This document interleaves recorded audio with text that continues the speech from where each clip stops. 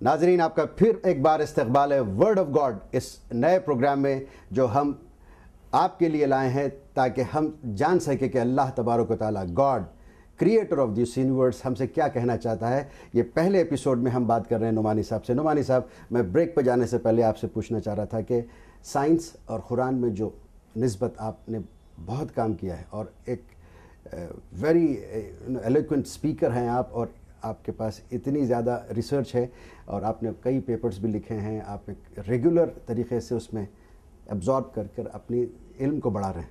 तो मैं जानना चाहूँगा कि साइंटिफिक अचीवमेंट्स इंसान के जो हैं उसका आयतों से जो कन्फर्मेशन होता है वो कुछ एग्जांपल्स बताइए ताकि हमारे व्यूअर्स, हमारे देखने वालों को सही तरीके से मालूम हो कि कितना इम्पोर्टेंट है आज के ज़माने में कि कुरान की एक एक लफ्ज़ पे यकीन करें और उसमें हम तफक्कुर करें, उसमें तदब्बुर करें और उससे दुनिया के मसाइल को और अपनी ज़िंदगी के मसाइल को और इंसानियत में अच्छाई फैलाने के लिए हम आगे बढ़ सकें। ये बहुत इम्पॉर्टेंट है। This will be A base to prove that Quran has everything for Mankind like it says. Please आप बताइए। कुरान शरीफ में 6000 से ज़्यादा आयतें हैं। उन 6000 में से 1000 से 1200 आयती हैं जो साइंस के बारे में इत्तला देती हैं, साइंस के बारे में बताती हैं। यानी ये कि साइंस ने जो रिसर्च कर लिया है उनके बारे में भी आगे जो भी रिसर्च होगा उसके बारे में रहनुमाई कुरान करीम से हमको मिलती है। अब मिसाल के तौर पर देखना चाहूँगा, देखिए साइंस का कुरान का कोई मवाजना नहीं है, दोनों को जोड़ नहीं सकते। साइंस तो एजुकेशन के समुंदर का एक बूंद भी नहीं है। कुरान करीम को तो समुंदर के तमाम इंक बना दीजिए, स्याही पेड़ को सना बना दीजिए तो अल्लाह की तारीफ़ को मुकम्मल नहीं कर सकते। मगर साइंस का कमाल ये है कि वो हमेशा सच्चाई की तलाश में रहती है। साइंस का हिपोक्रेट नहीं होती ना, कोई हिपोक्रेट नहीं होती, कोई साइंटिस्ट हिपोक्रेट नहीं होता, नहीं, चाहे कोई मजहब का नहीं, कोई साइंस के बारे में नहीं। साइंस हो सकता है, साइंस बजाते खुद किसी की तरफदारी नहीं करती, वो लॉजिक से चलती है, लॉजिक से चलती है, एग्जाम्पल से चलती है। जो सही है उसको सही मानती है, जो गलत है उसको गलत मानती है। अगर उसने कभी गलती की तो साइंस कहती है कि मैं गलत कर रही थी लेकिन अब मैं सही कह रहा हूँ। इसलिए साइंस दोनों का मवाजना मैं नहीं कर रहा हूँ, बल्कि मैं ये कर रहा हूँ कि कुरान शरीफ में जिस चीज़ का तज़किरा है वो साइंस में मौजूद है। साइंस ने जिन चीज़ों को प्रूव कर दिया उसका हवाला कुरान शरीफ में मिलता है। नतीजा ये है कि साइंस जिसको हम सबसे ज़्यादा मोतबर टेस्टेड तालीम कहने के लिए मॉडर्न कहते हैं, मॉडर्न तालीम मानते हैं उस चीज़ को, वो तालीम साबित करती है कुरान की आयतों को, कुरान के वर्ड्सों को। और साइंस खुशी मनाती है कि उसकी खुशकिस्मती है। साइंस द खुशकिस्मत है जिनसे वो बात अल्लाह तबारक तआला कहलवा लेता है जिसको सिर्फ या तो खुदा जानता था या साइंटिस्ट के बताने के पहले सिर्फ साइंटिस्ट जानते थे और कोई नहीं जानता था। ये उसकी खुशकिस्मती है और ये एजाज़ है अल्लाह ताला ने उन लोगों को भी दिया और ये अल्लाह की मेहरबानी के बिना नहीं हो सकता।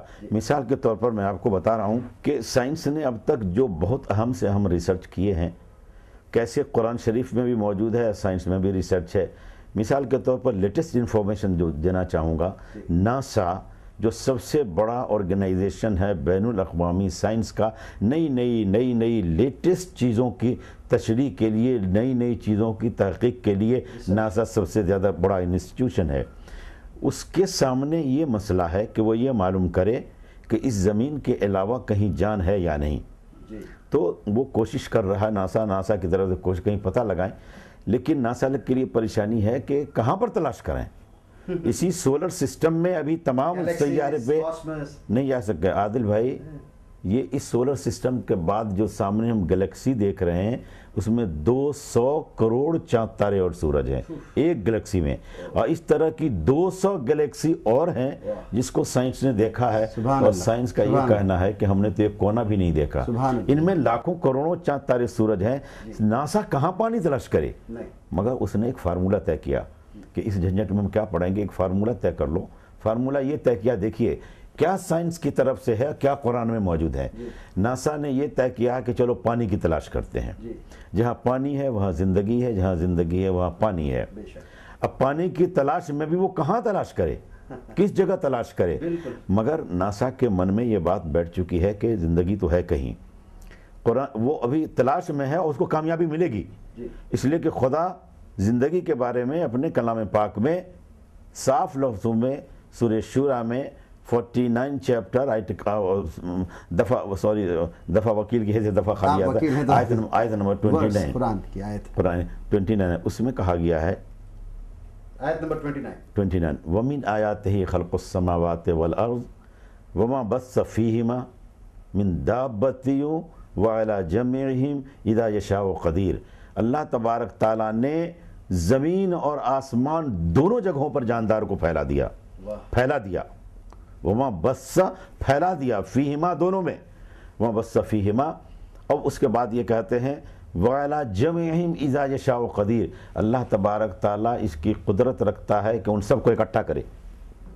تو ایک تو قیامت میں اکٹھا کرے گا، وہ اپنی جگہ پر ہے، لیکن سائنس حشر کے میدان میں. مگر اس میں بیچ میں جو نقطہ ہے وہ یہ ہے کہ قرآن پھر رہنمائی کر رہا ہے کہ یہ جو پریشان ہیں کہ اگر مان لیجئے جاندار مل بھی گئے کیسا ہوگا، کیا ہوگا، ہم اور وہ مل بھی سکتے ہیں یا نہیں مل سکتے ہیں. اس میں اللہ تبارک تعالیٰ ہدایت دیتے ہیں، ہم اپنی مرضی کے حساب سے ان سب کو ملا بھی سکتے ہیں، ملاقات بھی کرا سکتے ہیں. سائنس کے ریسرچ کو دیکھیے، ناسا کی تلاش کو دیکھیے، قرآن شریف میں یہ بات پہلے سے موجود ہے. یہ ثابت کہ ہاں اس زمین کے علاوہ بھی زندگی ہے. ایک اور دوسری آیت بہت اچھی صاف ہے، سورہ نحل کی آیت ہے، اس میں یہ بات کہی گئی ہے وَلِلَّهِ يَسْجُدُ مَا فِي السَّمَاوَاتِ وَمَا فِي الْأَرْضِ دَابَّةٌ وَالْمَلَائِكَةُ وَهُمْ لَا يَسْتَكْبِرُونَ. یعنی زمین اور آسمان میں جتنے جاندار ہیں، زمین اور آسمان میں جتنے جاندار ہیں وہ سب کے سب اللہ کا سجدہ کرتے ہیں، یہاں تک کہ فرشتہ بھی. یعنی یہ کہ یہ قرآن یہ بات ثابت کر رہی ہے کہ زمین میں بھی جاندار ہیں اور آسمان میں بھی جاندار ہیں. تو سائنس جس چیز کو ریسرچ کر رہی ہے اس کو اللہ تبارک تعالیٰ نے کلام پاک میں ارشاد فرمایا. 1400 سال. اور اس میں عادل صاحب یہ بہت اہم بات یہ ہے کہ ناسا نے طے کیا کہ پانی کی تلاش کرو. جہاں پانی ہے وہاں جان ہے، جہاں جان ہے وہاں پانی ہے. یعنی کہ ناسا نے یہ مانا کہ زندگی کی بنیاد پانی ہے. اور اس چیز کو اللہ تبارک تعالیٰ نے فرمایا ہے وَاللَّهُ خَلَقَ كُلَّ دَابَّةٍ مِّن مَّاءٍ فَمِنْهُم مَّن يَمْشِي عَلَى بَطْنِهِ وَمِنْهُم مَّن يَمْشِي عَلَى رِجْلَيْنِ وَمِنْهُم مَّن يَمْشِي عَلَى أَرْبَعٍ يَخْلُقُ اللَّهُ مَا يَشَاءُ إِنَّ اللَّهَ عَلَى كُلِّ شَيْءٍ قَدِيرٌ. اللہ تبارک تعالیٰ نے پانی سے تمام جاندار کو پیدا کیا. ناسا کیا فارمولہ طے کر رہا ہے؟ پانی کو تلاش کرو. اس کو قبول کیا ہے اس نے، پانی ہی بنیاد ہے زندگی کے لیے. تو ناسا جس چیز کو مان رہا ہے، ناسا تو لیٹسٹ آرگنائزیشن ہے، لیٹسٹ باتوں کی تشریح کرتا ہے. اس کو اللہ تبارک تعالیٰ اپنے قرآن کریم میں ارشاد فرماتا ہے ان سب چیزوں پہ. آئیے ایک بہت اہم بات بتا رہا ہوں کہ سائنس نے کیا کہا، قرآن نے کیا کہا.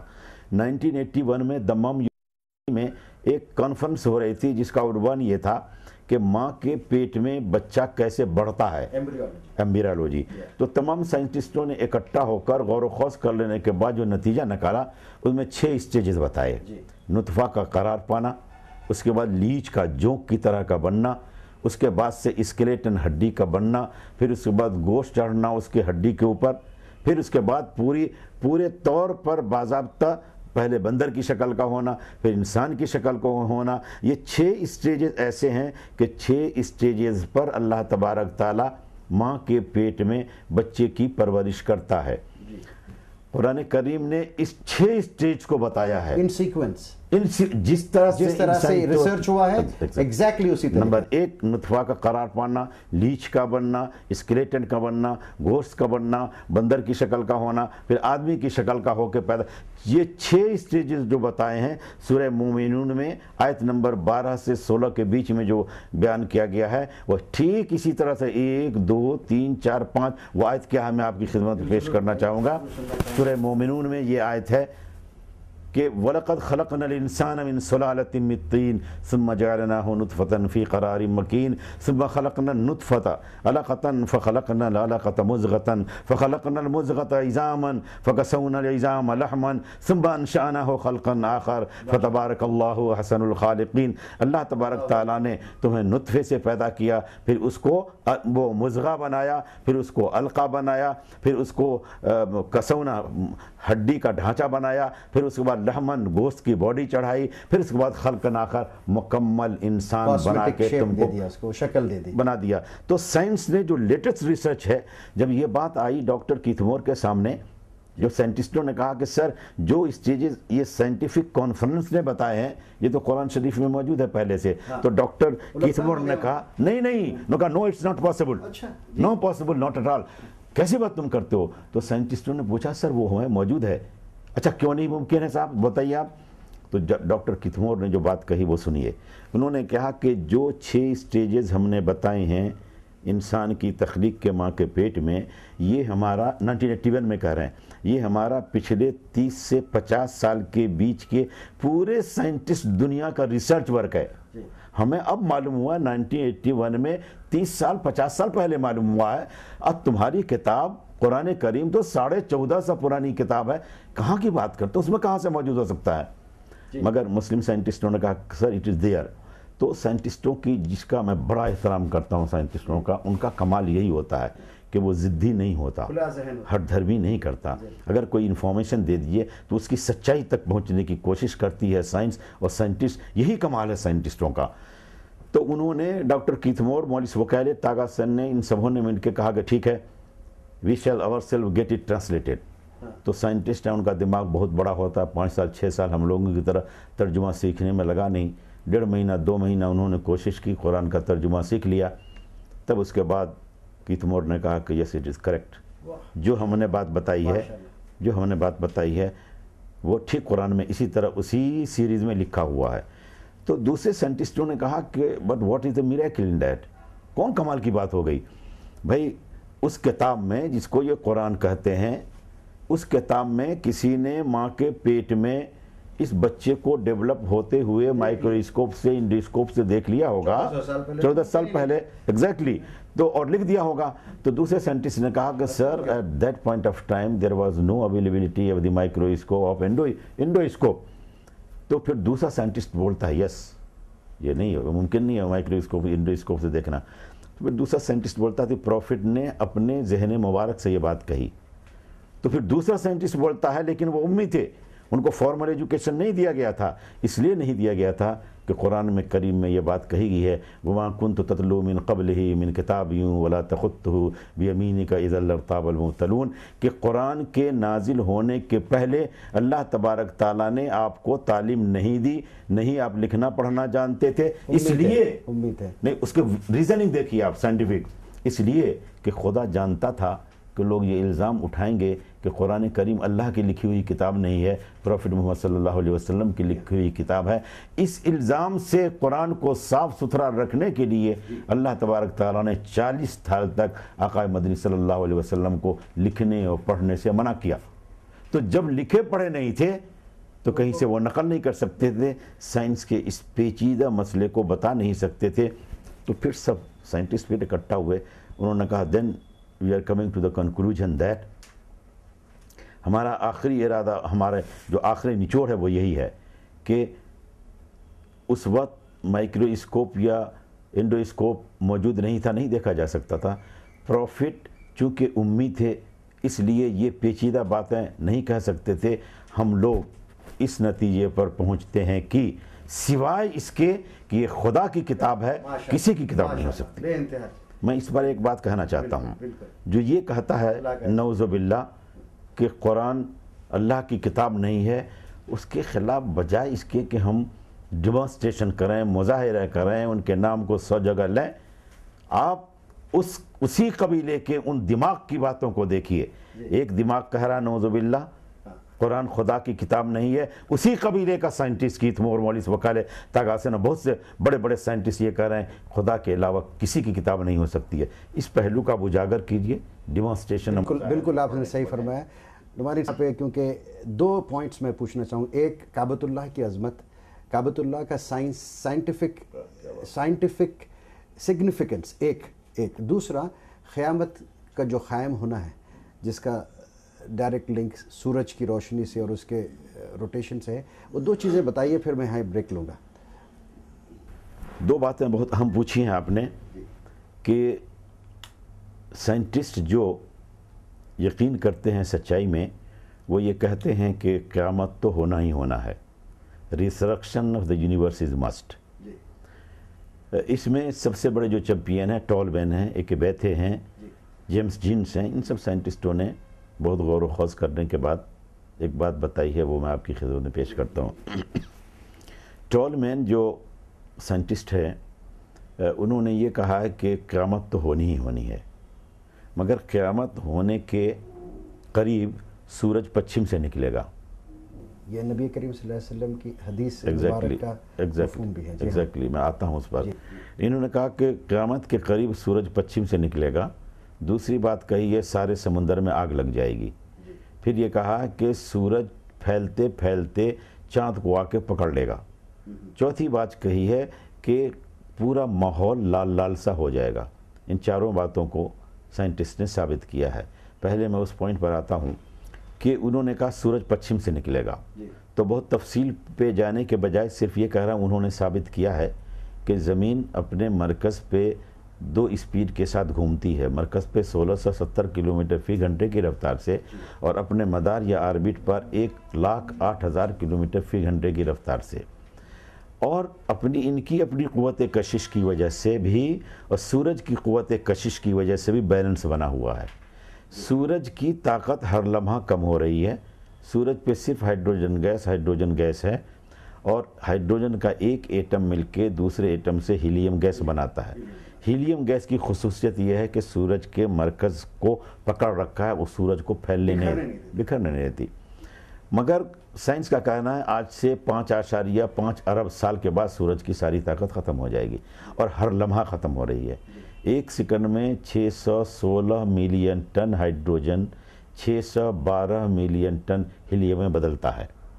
1 سیکنڈ میں 40 لاکھ ٹن ہائیڈروجن ختم ہو رہا ہے، تو اس کی طاقت بھی ختم ہو جا رہی ہے اور انرجی بھی ختم ہو رہی ہے۔ ایک وقت ایسا آئے گا کہ سورج سے قوت کشش کی وجہ سے زمین کا توازن بگڑ جائے گا۔ دیکھیے زمین ہر سال اپنی جگہ سے 5000 کلومیٹر کھسکتی ہے پورے سولر سسٹم کے ساتھ، اور سورج طوفان اور آندھی کی رفتار سے بھی بہت تیزی کے ساتھ اپنے مستقر کی طرف چلا جا رہا ہے، کہیں منزل تک پہنچنے کے لیے جہاں چاہے کہ اس کو ختم ہونا ہے۔ مگر مین مدعا یہاں پر ہے کہ سورج کی طاقت جب ختم ہو جائے گی، زمین کی انرجی ملنا کم ہو جائے گی، تو زمین جو ابھی اینٹی کلاک وائز گھومتی ہے، اس میں یہ کہا گیا ہے، ٹولمین نے کہا اینٹی کلاک وائز زمین گھوم رہی ہے، لیکن ایک وقت ایسا آ جائے گا کہ انرجی نہیں ملنے کی وجہ سے نیوٹن کا 3rd law of motion, every action has equal and opposite reaction, ہر ایک عمل کا مخالف اور برابر رد عمل ہوتا ہے، یہ فارمولہ زمین پر لاگو ہوگا۔ جب لاگو ہوگا تو جو زمین ابھی اینٹی کلاک وائز گھوم رہی ہے، اس کا عمل ہے، رد عمل اس کا کیا ہوگا کہ الٹے گھومنے لگ جائے گی زمین۔ رفتار سے گھومے گی یا پھر تیز گھومے گی؟ نہیں، جب گھومے اس کے رفتار تو ابھی اسی کے بارے میں ہوگی تاکہ اس کے دن رات میں ابھی گھٹن بڑھت نہیں ہوگی۔ جو زمین الٹے گھومنے لگ جائے گی، مین مدعا اس وقت یہ ہے، زمین جب الٹے گھومنے لگ جائے گی، ابھی اینٹی کلاک وائز گھومتی ہے اس وقت کلاک وائز گھومنے لگے گی. تو زمین کی جب کلاک وائز ہو جائے گی رفتار، جیسے کعبہ میں ہم اینٹی کلاک وائز گھومتے ہیں، حجر اسود کے سامنے سے جو طواف کرتے ہیں اس کو اینٹی کلاک وائز کہتے ہیں، مگر دوسری طرف سے گھومیں گے تو کلاک وائز ہوگا. تو اس کی زمین کے اس عمل کی وجہ سے کہ زمین کی رفتار الٹی ہو جائے گی تو کیا ہوگا کہ وہ سورج جو پورب سے نکلتا ہوا لگتا ہے وہی سورج پچھم سے نکلے گا. یہ سائنس نے ثابت کیا. اب اس کے بارے میں دیکھیے آقا مدنی صلی اللہ علیہ وسلم کی حدیث ہے کہ لا تقوم الساعة حتى تطلع الشمس من مغربها، قیامت تب تک نہیں آئے گی جب تک سورج پچھم سے نہیں نکلے گا. یعنی آقا مدنی صلی اللہ علیہ وسلم کی 14.5 سال پہلے کہی ہوئی بات ہے، 14.5 سال پہلے کہی ہے. سائنس اسی چیز کا نچوڑ لگا کے بات کہہ رہی ہے.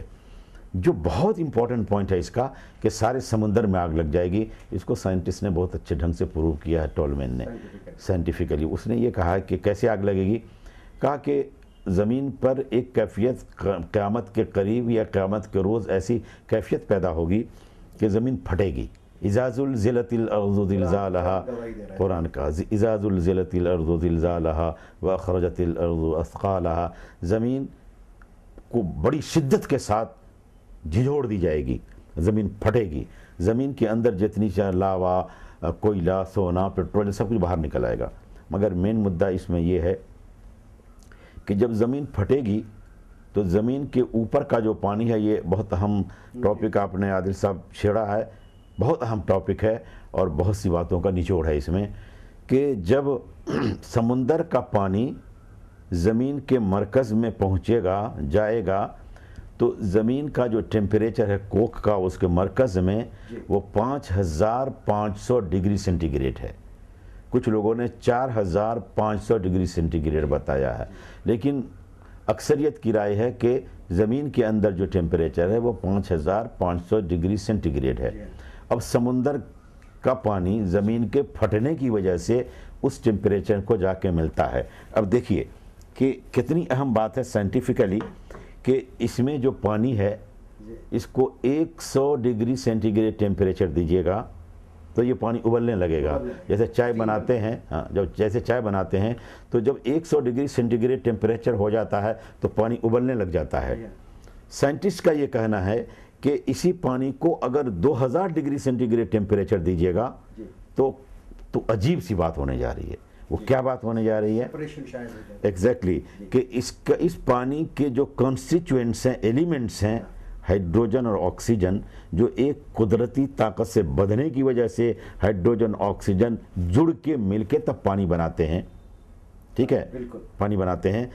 اب جب اس کو زیادہ گرمی ملے گی 2000 ڈگری سینٹی گریڈ تو یہ پانی کا جو 2 ایلیمنٹ ہیں، ہائیڈروجن الگ ہوگا، آکسیجن الگ ہو جائے گا. تھوڑی سی اس کو گرمی ملے گی. ہائیڈروجن خود بخود جلنے والی گیس ہے، آکسیجن جلنے میں مدد کرنے والی گیس ہے. پورے سمندر کا پانی آکسیجن اور ہائیڈروجن میں بدل چکی ہے، دونوں گیس الگ الگ، اور اس کے بعد تھوڑی سی گرمی ملے گی، بھگ سے پورے سمندر میں آگ لگ جائے گا. اب جو پانی حیات کا ذریعہ ہے وہی اس کائنات کو ختم کرنے میں بھی وہ بنے گا. جی آگے دیکھیے اس میں مدعے کی جو بات ہے وہ یہ ہے کہ آگ لگ گئی اس میں. یہ تو سائنس نے کہا کہ سمندر کا سارا پانی ختم ہو جائے گا، سمندر میں آگ لگ جائے گی. قرآن کریم میں اللہ تبارک تعالیٰ نے فرمایا ہے اذا الشمس كورت واذا النجوم انكدرت واذا الجبال سيرت واذا العشار عطلت واذا الوحوش حشرت واذا البحار سجرت. سارے سمندر میں آگ لگ جائے گی. تو سائنس نے جس کو پروو کیا، قرآن کریم نے اس بات کو صبح کہا. لیکن اس میں ایک معجزے کی بات بتانا چاہوں گا جو میں نے اپنی آنکھوں سے دیکھا ہے. اس کے بغیر یہ ٹاپک پورا نہیں ہو سکتا. مسکو جو یہاں کا آرگنائزر ہے، اس میں ڈاکٹر فخر الدین صاحب ہے،